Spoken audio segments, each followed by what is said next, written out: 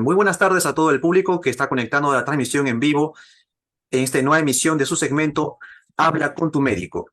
Los saludamos desde el Consejo Regional Tres Limas del Colegio Médico del Perú. Y en esta nueva emisión tenemos hoy como tema linfoma en niños. Y para eso vamos a hablar con la doctora Jacqueline Montoya Vázquez, médico oncóloga pediatra del Instituto Nacional de Enfermedades Neoplásicas, a quien damos la bienvenida a la transmisión. Bienvenida, doctora. Muchas gracias por participar. Buenas tardes, muchas gracias por la invitación. Bien, y antes de comenzar, recordamos a todo el público, como siempre, en cada miércoles, que puedan dejar sus comentarios, sus dudas en la transmisión, en la caja de comentarios, para que podamos trasladarlo al especialista. Bien, doctora, vamos a comenzar con este importante tema del linfoma en niños, con una definición básica de qué es los linfomas, por favor. Bueno, los linfomas son un tipo de patología oncológica, o sea, un tipo de cáncer. Este caso estamos hablando de los niños, que se presenta por el crecimiento o por el compromiso del sistema linfático, o sea, de los ganglios que se pueden encontrar en cualquier parte del cuerpo, principalmente en la zona del cuello, zona axilar o intraabdominales, inguinales, ¿no? Que pueden tener varios estadios y pueden ser de diferentes tipos, ¿no? Básicamente es eso, ¿no? Y es una enfermedad obviamente maligna que se puede producir también en los adultos. En los adultos se presentan con ciertos tipos y ciertas características, y en los niños tenemos tipos que son especiales, por decirlo, ¿no? Para este tipo de edad. Bien, ¿a qué edad, doctora, se puede presentar este tipo de enfermedad en los niños? Bueno, hay varios tipos de linfomas y cada uno de ellos tiene una presentación más frecuente de acuerdo al grupo etario, o sea, de acuerdo a la edad, ¿no? Hay linfomas que son los linfomas no Hodgkin y hay los linfomas de Hodgkin. Los linfomas no Hodgkin generalmente se presentan en niños más pequeños, ¿no? Y pueden ser desde los 3, 4, inclusive menores de 10 años, y los linfomas de Hodgkin ya se presentan en niños un poco más grandes, ¿no? Púberes o adolescentes. La evolución de cada uno de ellos es distinta, pero como les vuelvo a repetir, los linfomas no Hodgkin son en niños más pequeños, ¿no? Y los de Hodgkin son ya en adolescentes o niños más grandecitos. ¿Por qué se produce este tipo de enfermedad? ¿O es un tipo de cáncer, verdad? Es un tipo de cáncer, sí, y el cáncer en los niños, pues es una patología multifactorial, ¿no? Que tiene un origen que puede ser asociado a factores genéticos, pero también a exposiciones a ciertas sustancias que se encuentran en el ambiente. Pero en el caso de los linfomas también se ha visto que están asociados a algunos tipos de enfermedades, de infecciones virales, por ejemplo, asociados con el Epstein-Barr virus, por ejemplo, que es un virus muy frecuente en la infancia, ¿no? Entonces, hay varios tipos de origen, pero se conoce más el origen. No hay una sola causa que se pueda decir que origine el cáncer en los niños, sino es de un origen multifactorial. ¿Y el factor genético, me mencionaba, también tiene mucho que ver o es menos frecuente, se podría decir? Hay algunos tipos de cáncer que presentan algunas mutaciones o alteraciones genéticas, otros que son esporádicos, por decirlo así, pero siempre tienen algún componente muy pequeño a nivel molecular que hace que esta enfermedad se desencadene, ¿no? Se inicie, porque podemos decir por qué en algunos niños se presenta y por qué en otros no.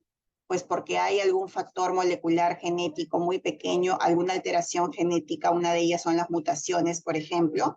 Eh, Son genes que se alteran, es un poco complejo explicar cómo es esta alteración, pero hay factores genéticos que están involucrados en el desarrollo de cáncer en los niños. El cáncer en los niños es una enfermedad que no se presenta como en el adulto, que es de repente, por hábitos inadecuados, por ejemplo, estilos de vida inadecuados como consumo de tabaco, alcohol, o de repente consumo de ciertos tipos de alimentos, ¿no? sino en los niños es una enfermedad que se produce por el desarrollo. Se ha visto inclusive que intraútero se pueden producir algunas alteraciones durante la embriogénesis, es decir, la formación del bebé dentro del útero de la mamá. Y ahí pueden producirse algunas alteraciones genéticas, algunos quedar en ciertos estadios de maduración precoces, algunas células que más adelante van a desarrollar este tipo de enfermedades, ¿no? Perfecto. ¿Cómo se detectaría el linfoma en los niños? ¿Cómo se puede detectar? Bueno, el linfoma en los niños se puede detectar inicialmente la mayoría de los tipos de cáncer, como por ejemplo las leucemias, que son el tipo de cáncer más frecuente en pediatría, ¿no? Luego siguen los tumores cerebrales y en tercer lugar tenemos a los linfomas. A veces tienen al inicio algunas características o signos o síntomas que pueden confundirse con cualquier otra enfermedad, ¿no? Por ejemplo, fiebre persistente, puede haber crecimiento de los ganglios, no puede haber sudoración, baja de peso, pero la característica que más se presenta en este tipo de enfermedades son la fiebre y el crecimiento de los ganglios, ¿no? Pero eso también puede ser, por ejemplo, si yo tengo un ganglio que crece en el cuello, puede estar asociado a una enfermedad respiratoria alta o puede estar asociado a, por ejemplo, un absceso dentario, ¿no? Pero cuando esta fiebre ya es persistente, dura más de 14 días, ha recibido tratamiento antibiótico y la fiebre no pasa, el ganglio sigue aumentando de tamaño, se asocia a otro tipo de síntomas, por ejemplo, de repente palidez marcada, falta de apetito y otros síntomas que llaman mucho la atención de los padres. Entonces, obviamente, este niño amerita una evaluación ya más a profundidad para poder hacer un diagnóstico ya de otro tipo de patología. No nos olvidemos que el cáncer infantil no se puede prevenir, pero sí se puede diagnosticar precozmente. Es muy diferente tratar un linfoma que esté en un estadio clínico 1 o 2 a darle un tratamiento a un 3 o un 4, que es una enfermedad avanzada y que tiene ya muchas complicaciones. De los síntomas o signos que usted ha mencionado, se podría decir que con lo que corresponde a los ganglios o a las inflamaciones de los ganglios sería el principal factor que alertaría o manifestaría sospecha de lo que es el linfoma, al menos en el primer nivel que depende de los padres mismos, ¿no? Que puedan observar esos pequeños Exacto. bultos en el cuerpo del Es, niño. exacto, es muy importante porque los padres son los que pues bañan a sus hijos, los cambian, ¿no? Entonces, en ese momento es un momento adecuado para que puedan de una manera de repente como parte de un juego, evaluar el cuello de sus hijos, la zona de las axilas, la zona inguinal, inclusive los linfomas pueden presentar masas abdominales, ¿no? Que pueden llamar la atención a la hora que uno los cambia, les examina, los cambia de pañal de repente, ¿no? Entonces es importante esta evaluación de parte de los papás, ¿no? Y tener en cuenta de que esta patología existe, al igual que los médicos también hacer un buen examen físico en el primer nivel de atención o en el control del niño sano para los pediatras.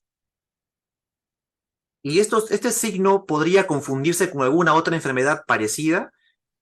Bueno, por ejemplo, las leucemias también se asocian a fiebre, a crecimiento de ganglios, ¿no?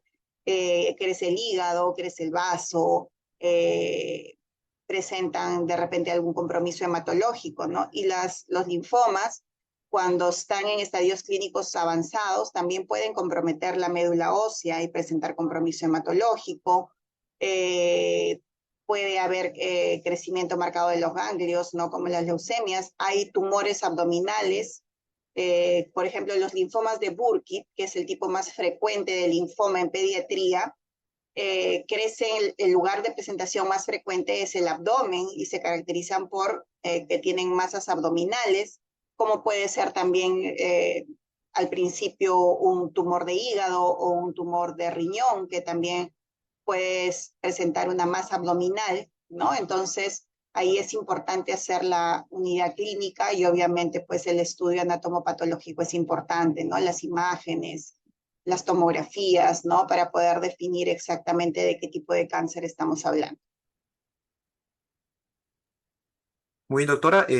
Recordamos al público, estamos hablando del linfoma en niños con la doctora Jacqueline Montoya Vázquez, médico oncóloga pediatra del Instituto Nacional de Enfermedades Neoplásicas. Doctora, ¿cómo podemos saber en qué etapa se encuentra esta enfermedad o este tipo de cáncer?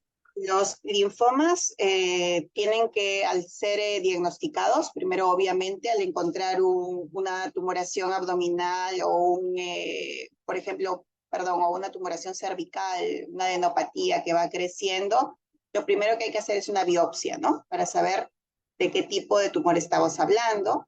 Si se confirma que se trata de un linfoma, la biopsia nos va a decir también qué tipo de linfoma es.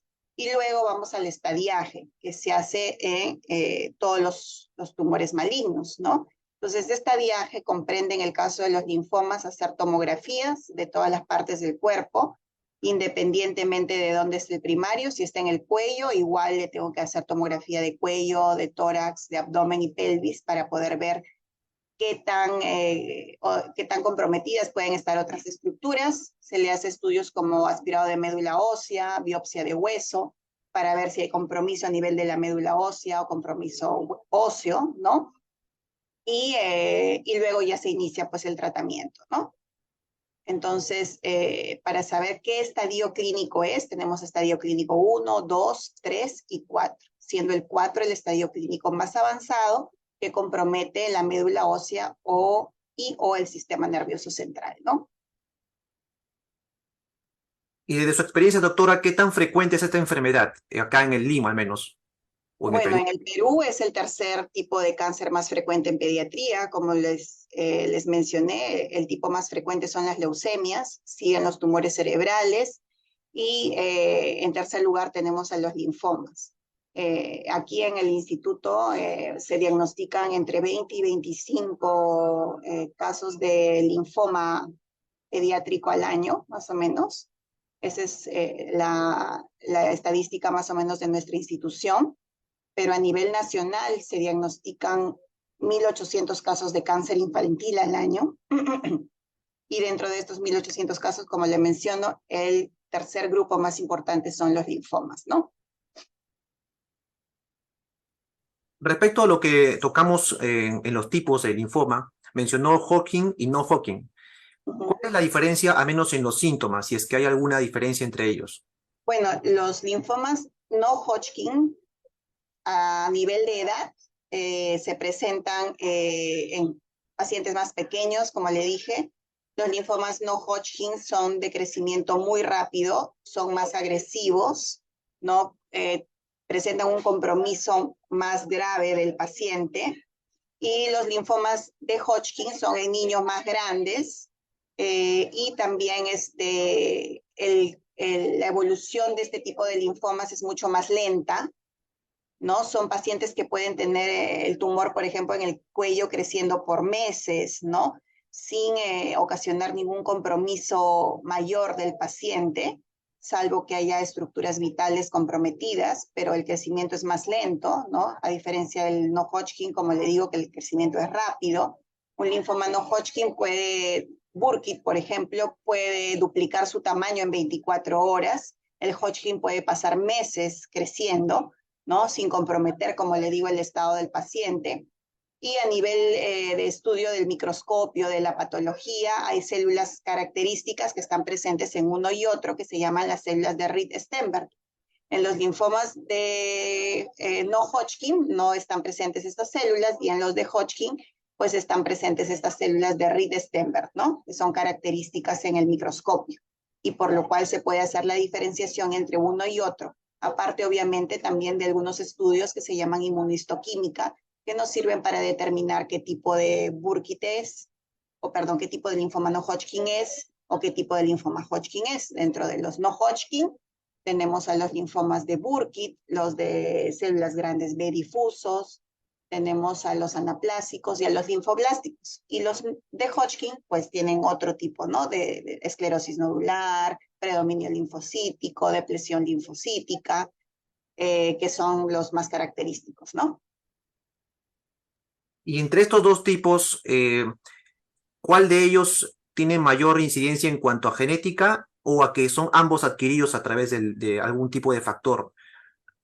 Bueno, los de tipo, los linfomas de tipo Hodgkin están asociados a Epstein-Barr virus, por ejemplo, ¿no? Hay un tipo de linfomas también que no es muy frecuente en pediatría, pero los niños que lo presentan son los linfomas T o NK, que también están asociados al Epstein-Barr virus, los linfomas cutáneos también, ¿no? Los linfomas de Burkitt en algunos lugares, zonas endémicas, por ejemplo, en África o en otros lugares, en Guinea Ecuatorial, están asociados también a Epstein-Barr virus o, por ejemplo, HIV, ¿no? Pero en nuestro país, los linfomas de Burkitt, o sea, los de células B, son linfomas que también tienen algunas alteraciones y mutaciones genéticas asociadas, ¿no? Que le dan esas características patológicas. Perfecto. ¿Cuánto tiempo permanecen inflamados los ganglios linfáticos? Eso depende, ¿no? La evolución de la enfermedad. Hay niños que llegan con estadios clínicos, como le digo, depende del tipo. O sea, el linfoma de Hodgkin, que es en los niños más grandes, los ganglios pueden crecer lentamente por meses. En los linfomas no Hodgkin, que son la enfermedad puede duplicar su tamaño en horas, en días. Entonces depende del tipo de linfoma. Y obviamente la respuesta a la quimioterapia también es buena. Entonces, por eso es que es importante identificar primero de qué tipo de linfoma estamos hablando, ¿no? Y justamente para entrar al terreno de lo que es el tratamiento, ¿cuál es el tratamiento? ¿Cómo se puede curar este tipo de enfermedad? El tratamiento de los linfomas es la quimioterapia, ¿no?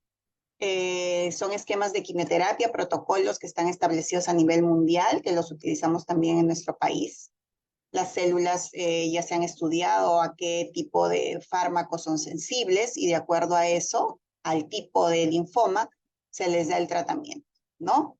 Eh, por lo general, a veces, como hay linfomas como los de Burkitt, por ejemplo, que debutan con dolor abdominal y masas abdominales y presentan,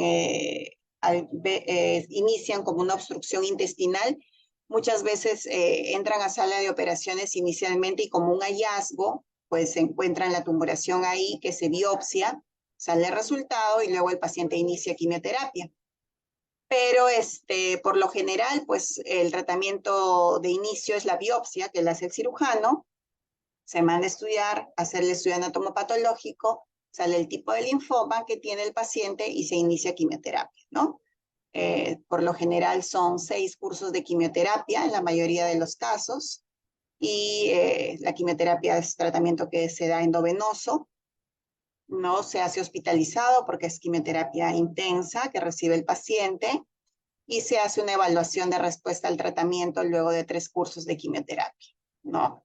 Es inusual también el uso de la radioterapia en este tipo de cáncer, salvo situaciones especiales, ¿no?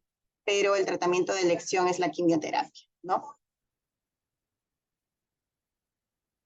¿Y hay efectos secundarios que cada tratamiento puede conllevar al niño?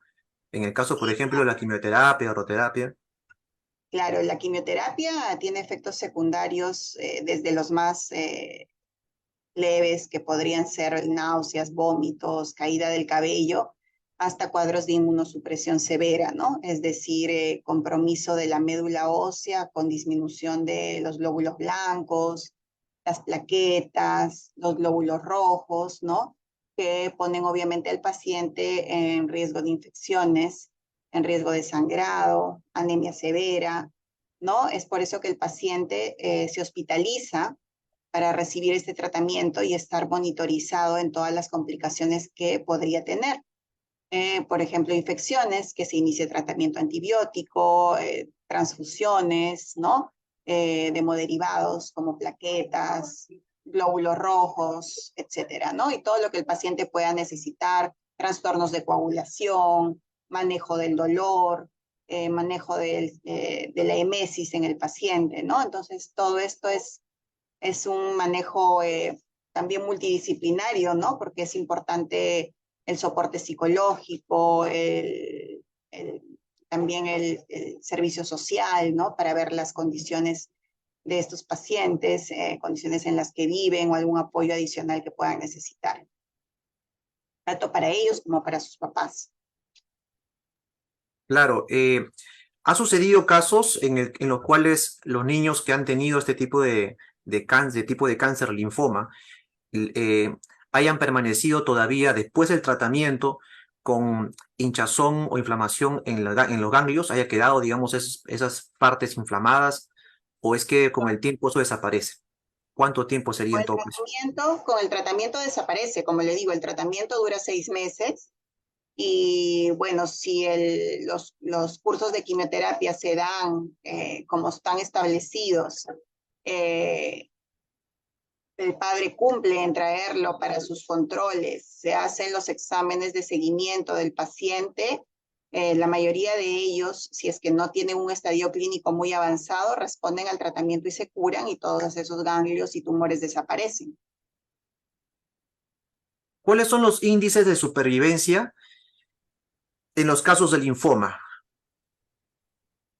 Bueno, a nivel mundial, un linfoma estadio clínico 1 o 2, por ejemplo, de células B, se debe curar en el 80 al 90% de los casos, ¿no?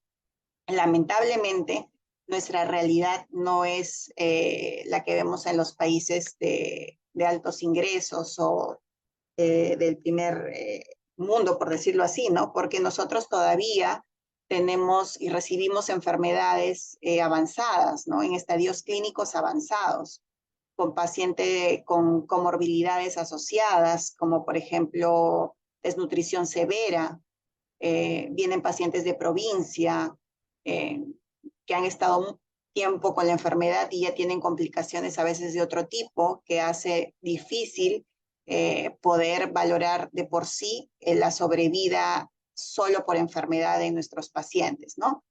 Ahorita podríamos decir que tenemos una sobrevida a los 5 años en nuestros pacientes, que todos llegan en estadio 3 o 4 de un 50% o un poco más, ¿no? Perfecto, doctora. Bien, estamos llegando ya casi al final de la transmisión. Vamos a hacer un par de preguntas más. ¿Puede el linfoma volver a producirse a través del tiempo? Sí. Si la enfermedad, si ha quedado enfermedad residual después del tratamiento inicial, eh, podría haber una recurrencia, ¿no? De la enfermedad y el paciente necesitar otro tipo de quimioterapia con esquemas más intensos, ¿no? Inclusive de repente pues si hay compromiso del sistema nervioso central, como les mencioné al principio, la radioterapia no es un tratamiento que sea un tratamiento convencional para los linfomas, pero si individualizamos los casos y hay pacientes que presentan recurrencias a ese nivel, se podría usar esta herramienta. O de repente si hay alguna enfermedad residual, también se puede considerar la cirugía para casos muy complejos, ¿no? Para retirar la enfermedad o el tumor residual y evaluar si efectivamente este se trata de enfermedad activa. Pero lo que usualmente se utiliza ante una recurrencia es nuevamente dar quimioterapia, pero usar otro esquema de tratamiento, ¿no? Doctora, ¿y cómo observa usted con respecto a lo que es la solución en cuanto a prevención? Se podría decir, al menos son campañas de información respecto a esta enfermedad.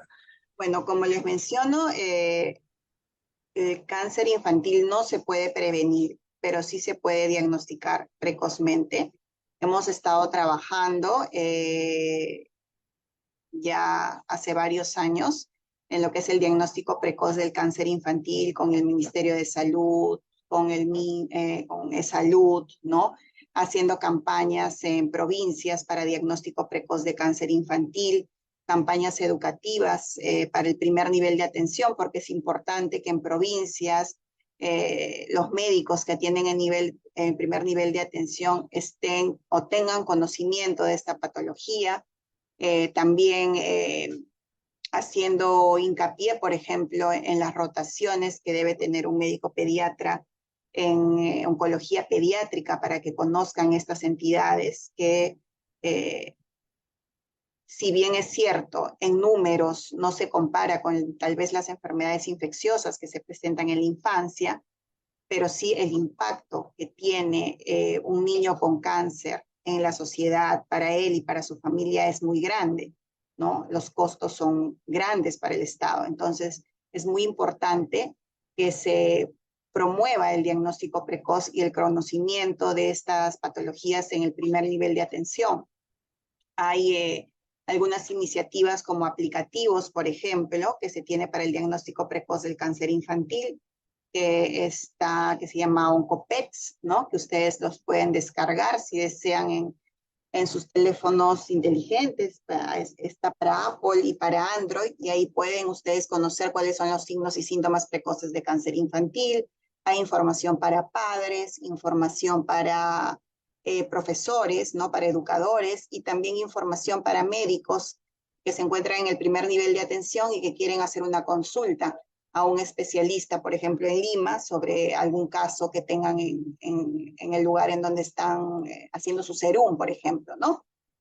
Ha habido muchas iniciativas, seguimos trabajando en esto, ¿no? Pero aún así nos falta mucho por hacer para poder mejorar el diagnóstico precoz y que nuestros pacientes lleguen en estadios clínicos iniciales que nos aseguran la curación de este paciente y menor cantidad de complicaciones. Importante datos, doctora. Muchísimas gracias por la participación en esta transmisión en vivo y también al público que se ha conectado.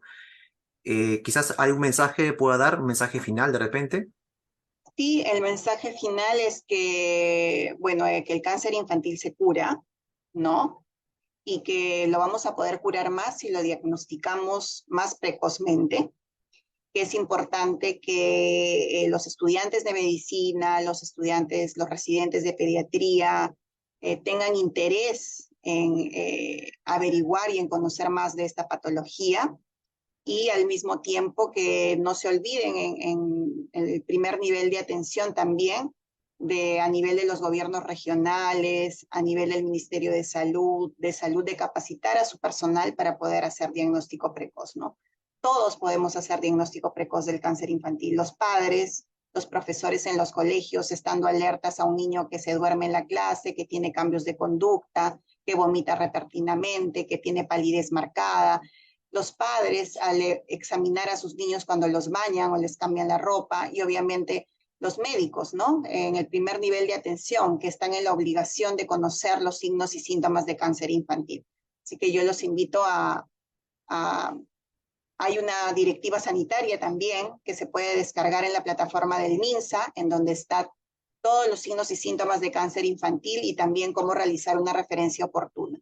Así que los invito también a descargarlo, leerlo, compartirlo y saber pues que el tener el conocimiento puede salvar la vida de un paciente, de un niño. Y eso es muy importante.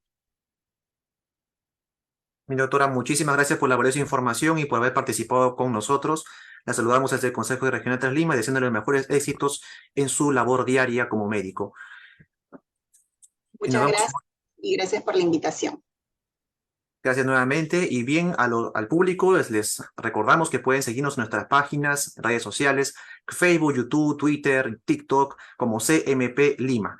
Nos vemos en otra emisión de Habla con tu médico como cada miércoles a las 4 de la tarde. Nos vemos, doctora, muchas gracias por participar. Al público, muchas gracias también por estar conectados. Gracias, hasta luego.